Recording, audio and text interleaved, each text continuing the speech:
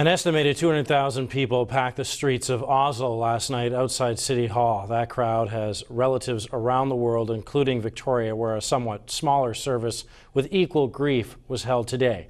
Bruce Kirkpatrick reports. From the streets of Oslo to the Prime Minister signing a book of condolences at the Norwegian Embassy in Ottawa, to the Sons of Norway Hall on Hillside Avenue in Victoria.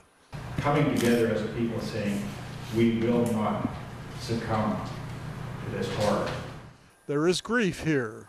Well, it's a tragedy. When, how are you ever going to solve this problem? This is what Norwegians, many of whom are now Canadians, gather in the lunch hour to honor the 76 people who died in Norway at the hands of a mass murderer with extreme anti-immigrant views. Very Reverend Logan McMenemy said a prayer. Victoria Swan Lake MLA Rob Fleming offered his sympathy, and Caroline Milo felt sad. Well, I think it's very, very sad, and it could so easily happen here too. There are an estimated 9,000 people with Norwegian heritage in the capital region, thousands more on the rest of Vancouver Island. These are some of them at their Victoria Lodge, founded in 1946. They stood in silence for a minute as King Harold looked on.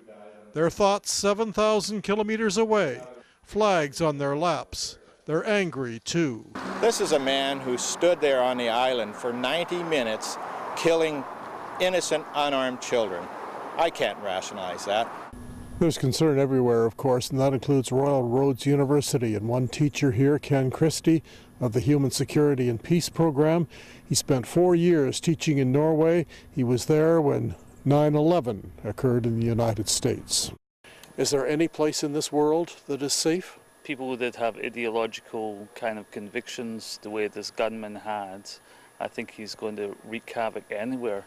And back at Victoria's Norway Hall, Solvik wonders about family in Norway. I can't stop crying. And this is my home country. That's the language my mom spoke, the dialect.